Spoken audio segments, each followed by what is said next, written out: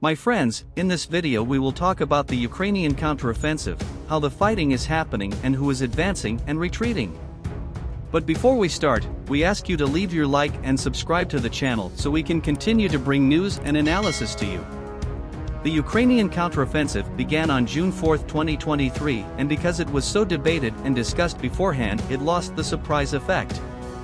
With this, the Russians were able to prepare and build solid defenses already anticipating the attack, and then the much-debated Ukrainian offensive finally began.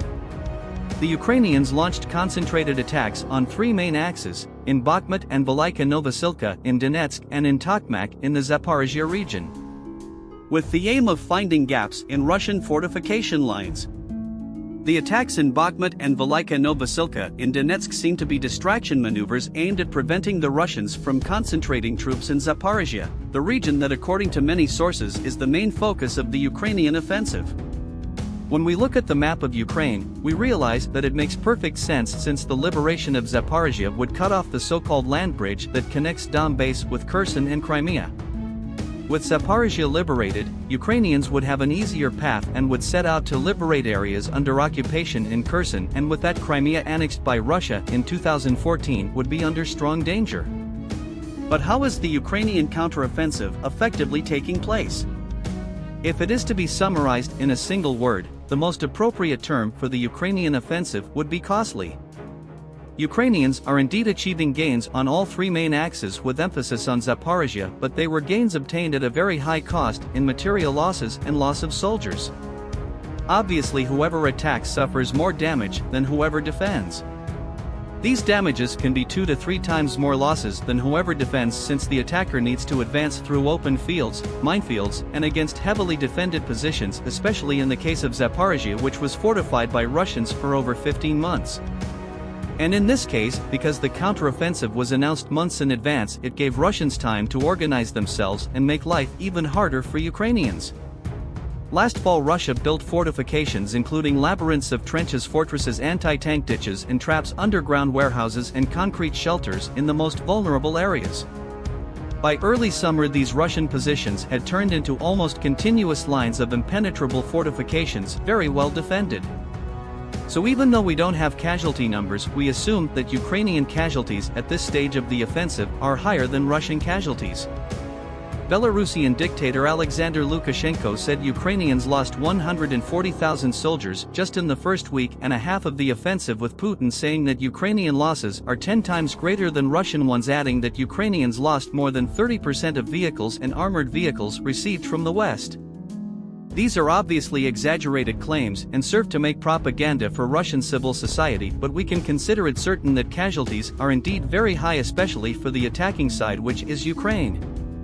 However, with the images and videos that have reached us so far, it is estimated that 8 or 9 Leopard 2 tanks have been destroyed so far in the counteroffensive, and sources refer that probably 14 or 15 M2 Bradley infantry transport and combat tanks were also lost. Despite having fully equipped brigades trained in NATO countries, with Western equipment and being able to carry out precision attacks including long-range weapons such as the British Storm Shadow missile, the pace of this counteroffensive in 2023 is slow, with fights in wheat fields, small villages, and cities and forests distant from the main lines of defense.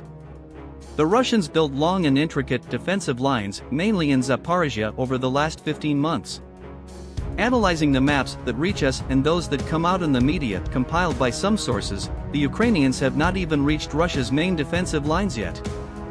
This means that current losses that are already high will probably increase even more in the coming days and weeks as Ukrainians approach the main lines around the city of Tokmac. This offensive is being a war of attrition, with slow advances involving exhaustive attacks against numerous Russian trenches and defensive positions. Because of long-range anti-tank missiles and portable anti-aircraft defenses, Russian defensive positions cannot simply be bypassed. Each small trench must be necessarily assaulted by Ukrainian units to ensure that an anti-tank missile capable of destroying a tank 3 or 4 kilometers away does not come out of there. This type of combat is extremely exhausting and dangerous, as the soldier finds himself passing through minefields and artillery positions very well defended by the Russians, with long exhausting battles in a tangled and very well defended labyrinth of trenches. This turns the Ukrainian offensive into a very long operation with victory to be decided by whoever has more breath and patience. According to Western sources, in the early stages of the Ukrainian counteroffensive there was less success than expected and Russian forces showed more competence than Western assessments predicted. Ukrainian President Volodymyr Zelensky said difficult fights continue in the counteroffensive, having recognized that progress is slower than expected. On Wednesday, June 21, Ukrainian President Volodymyr Zelensky admitted for the first time that the military counteroffensive plan since early spring is proceeding at a slow pace. According to his words, the counteroffensive is slower than we would like. Some people think this is a Hollywood movie and are waiting for results now. The offensive is widely considered a crucial moment in the war, with the outcome potentially deciding whether Ukraine will continue to receive strong Western military support or not. Instead of a display of overwhelming force that concentrates newly formed brigades in one direction, Ukrainians seem to be trying to pull Russian units in different directions, finding out which ones might be weak or exploring lines that separate different battalions. In summary, the Ukrainian counteroffensive is underway and Ukrainians are registering gains, but at a high cost. Russian forces are showing more competence than expected and the fight continues. In a maneuver also to reduce possible discomfort in society due to the war, the Russian side comments a lot about the suffocation of the counteroffensive. For Ukrainians, it is interesting to think that everything is normal after all. The counteroffensive was much commented before it even happened, giving Russians time to prepare. There are also accusations from all sides, with both sides accusing each other in the case of the destroyed hydroelectric plant, causing a huge environmental and civil disaster. This conflict is far from a definition, and it seems that neither side is willing to negotiate, with the aggressive Russian side really believing in victory, and in the words of the permanent Russian representative at the UN, the counteroffensive of the Kiev regime is a suicidal strategy. The Ukrainians know about NATO allies' disposition and need to present victories to justify the support received, so it seems that the conflict will continue for a long period, exhausting and merciless for combatants. We will continue to follow the situation and bring updates as new information becomes available. For you who have come this far, my sincere thanks, and I ask you to subscribe to the channel so we can continue producing more videos like this one. My sincere thanks, and see you next time.